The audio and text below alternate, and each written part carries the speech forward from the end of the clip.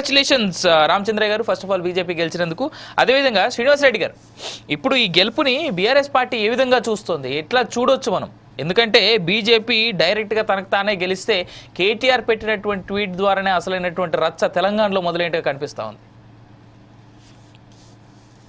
శ్రీనివాస్ రెడ్డి గారు, సహజంగానే మనం చూస్తాం 10 సంవత్సరాలు అవుతుంది కాబట్టి ఏ ప్రభుత్వం మీదైనా కొద్దిగా వ్యతిరేకత ఉంటది, అది వాస్తవం.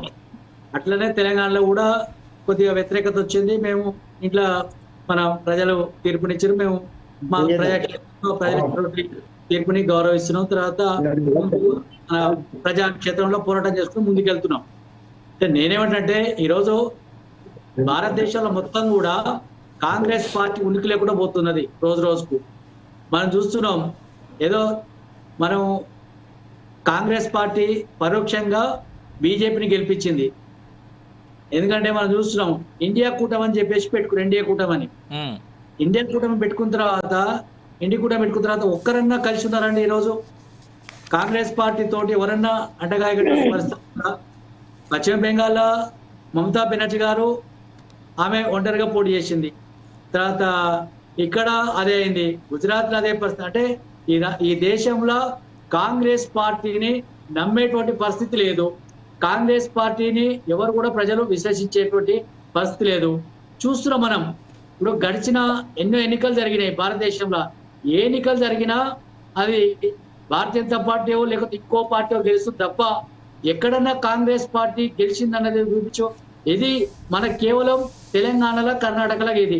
తెలంగాణలో కూడా ఏంది, సాగు తప్పి కడలోటమైనట్టు గెలిచింది. బొటాబొట్టే తప్ప ఏదో సంపూర్ణంగా తర్వాత అబ్సల్యూట్ తర్వాత మేము ఏదో చేసినటువంటిది లేదుగా కాంగ్రెస్ పార్టీ అయితే. అంటే ఈ రోజు కాంగ్రెస్ పార్టీ ఏం చేస్తుందంటే, మన ఐడియన్ లెగ్ ఎవరు ముఖ్యమంత్రి, తెలంగాణ ముఖ్యమంత్రి, ఆయనకి ఏది చేత కాదు, ఒక దద్దమ్మ ముఖ్యమంత్రి, ఒక సౌట పరిపాలన మనం కొనసాగుతా ఉన్నాం. ఆయన ఏం చేస్తాడో ఆయనకి అర్థం కాదు.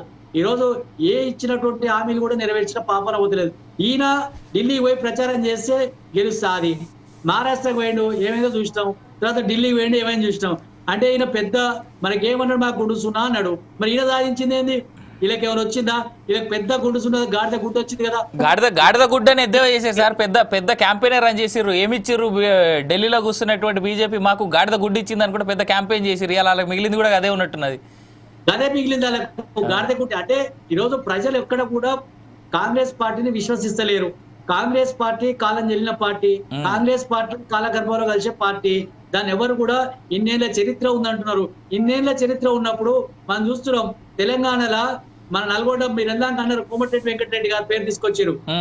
ఆయన గురించి ఏదో తక్కువ మాట్లాడితే అంత మంచిది అనుకుంటాం మేము. ఎందుకంటే ఆయన గాలి మోటార్లు తిరుగుతాడు, గాలి మాటలు మాట్లాడతాడు, ఏం మాట్లాడతాడో అర్థం కాదు వెంకటరెడ్డి గారు పొద్దుగాల ఒక మాట మాట్లాడతాడు, సాయంత్రం ఒక మాట మాట్లాడతాడు. ఏదైనా తన పేరే ప్రచారంలో ఉండాలి, తన ఉనికి ప్రచారంలో ఉండాలని చెప్పేసి ప్రచారానికి ఆర్భాట పడినటువంటి బ్రాండ్ అంబాసిడర్ కోమటిరెడ్డి వెంకటరెడ్డి. తానే ఒక బ్రాండ్ అంబాసిడర్ గా అభివర్ణించుకుంటాడు, స్వయం ప్రకటిత మేధావిగా అభివర్ణించుకుంటాడు. ఆయన ఎవరో కూడా మేధావి అన్నారు, ఆయనే మేధావి అనుకుంటారు ఈ రాష్ట్రంలో. ఎందుకంటే మనం చూస్తున్నాం, ఈ యొక్క నల్గొండల 20 సంవత్సరాలు ఏలిండు, 20 సంవత్సరాలు ఆయనే అధికారంలో ఉన్నాడు, తర్వాత 20 సంవత్సరాలు ఆయనే ఎమ్మెల్యే ఉన్నాడు. ఏ ఒక్క అభివృద్ధి సంక్షేమ కార్యక్రమం కూడా నల్గొండకు చేయలేదు. అన్న కోమటిరెడ్డి వెంకటరెడ్డి గారి గురించి వచ్చిందో చెప్తున్నాను. అంటే స్టార్ క్యాంపెయినర్ అని ఆయన కూడా ఒక పెట్టాడు. అంటే ఆయన ఏమంటాడంటే, ఎంతసేపు ఏం మాట్లాడుతూ ఆయనకు అర్థం కాదు, సోయి తప్పి మాటలు. తర్వాత ఆయనకు విజ్ఞతగా వదిలేయాలి. కోమటిరెడ్డి వెంకటరెడ్డి గారి గురించి ఎంత తక్కువ మాట్లాడుకుంటే అంత మంచిదని నేను అనుకుంటున్నా అభిప్రాయం. Right. Welcome back to again. Ramachandra గారు, కడియం రామచంద్ర గారు మనతో పట్టున్నారు, బీజేపీ నేత. రామచంద్ర గారు,